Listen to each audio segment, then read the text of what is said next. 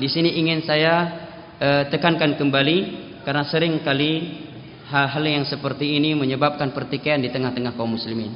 Ya, merupakan sebuah kaidah di kalangan ulama fikih bahwa permasalahan khilafiyah yang sifatnya fiqhiyah, yang ijtihadiyah, fiqhiyah, ijtihadiyah, dan sudah ada khilaf di antara ulama dahulu dalam hal tersebut, hendaknya kaum muslimin datang setelah mereka itu berlapang dada, saling bertoleransi, jangan saling memvonis dengan kesesatan sesama mereka.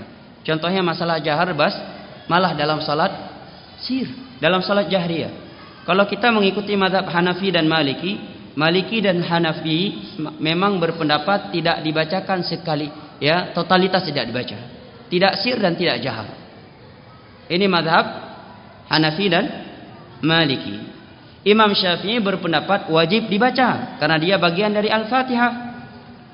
Kalau tidak dibaca maka tidak sah. Namun membacanya afdalnya jahar, tapi boleh sir kata Imam Syafi'i, bukan rukun.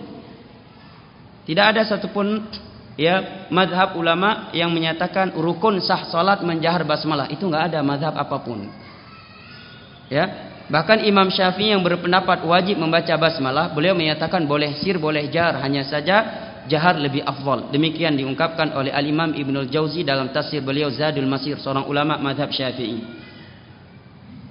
Ya. Dan juga oleh Al-Imam Ibnu Katsir, oleh Al-Imam An-Nawawi dalam kitabnya Al-Majmu' Syarh Al-Muhadzab. Sedangkan Imam Hambali berpendapat bahwa basmalah itu dibaca tetapi dengan sir, afdalnya dengan sir. Sesekali boleh dengan jahar.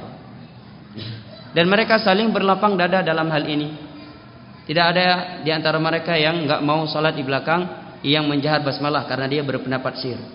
Tidak pula di antara mereka ada yang berpendapat enggak mau salat di belakang orang yang sir basmalahnya karena dia berpendapat jahar. Tidak. Karena ini masalah khilafiyah, al-ijtihadiyah, al-fiqhiyah, yang hendaknya kita saling berlapang dada. Sebagai contoh, ini telah ada di kalangan para sahabat Nabi. Di masa para sahabat Nabi, mereka khilaf tentang meminum susu onta. Apakah minum susu onta itu dapat membatalkan wudu ataukah tidak? Sebagian para sahabat Nabi berpendapat batal wudunya karena dia termasuk ke dalam kategori onta. Hadis tentang onta bahwa memakan daging onta membatalkan wudu itu sangatlah jelas dan itu hal yang disepakati. Sebagian sahabat yang lain tidak memasukkan susu onta ke bagian itu, maka dia berpendapat tidak batal wudunya. Malah yang berpendapat tidak batal wudunya, kemudian dia minum susu onta, setelah itu dia sholat tanpa mengulangi wudunya. Sahabat-sahabat yang berpendapat bahwa minum susu onta membatalkan wudu tetap sholat di belakangnya. Tetap sholat di belakangnya. Inilah ilmu jamaah. Makanya kata Imam Syafi'i, man tafaqqaha raqa qalbu. Orang yang benar-benar belajar fikih pasti akan lebih lembut hatinya dalam berdiskusi. Pasti akan lebih lembut dan akan lebih bijak. Cuma masalahnya ketika fikih diambil dari ujungnya saja. Ya. Contohnya dalam masalah sir jahar, itu sudah terjadi di masa 4 imam mazhab. Ya, tidak pernah di antara mereka saling vonis dengan kesesatan.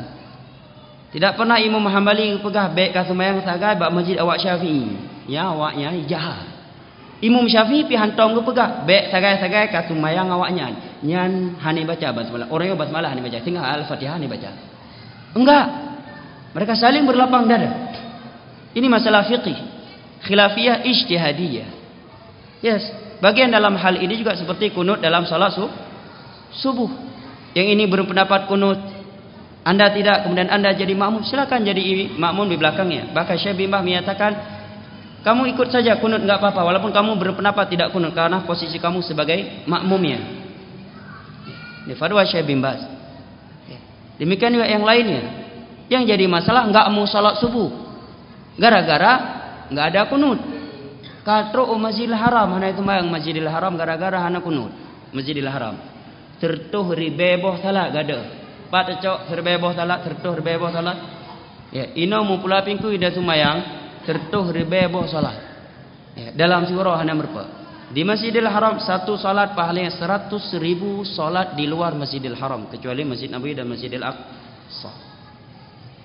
Hilang keutamanya. Kenapa jamaah? Karena jumud tadi dalam belajar. Ya, katro Masjidil Haram hana tim temayang tubuh. Pakan hana kunut awak nyandeng.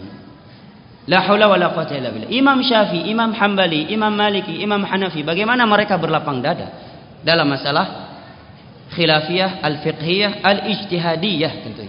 Yang masih ya dalam kategori ijtihadiyah yang kita masih hendaknya saling berlapang dada dan saling bertoleransi di dalamnya. Kecuali memang hal-hal yang memang itu bukan masalah khilafiyah. Sesuatu yang tidak ada di masa itu kemudian tiba-tiba ada yang membuatnya. Nah, itu ditinggalkan. Tak terpandang ucapannya. Makanya sebagian ulama menyatakan warubba khilafin laisa lahu hadzun minan nadhari. Terkadang sebagian pendapat itu ya tidak perlu dipandang karena menyelisihi pendalilan yang sangat nyata dari ayat Al-Qur'an dan hadis. Baik, jelas jamaah.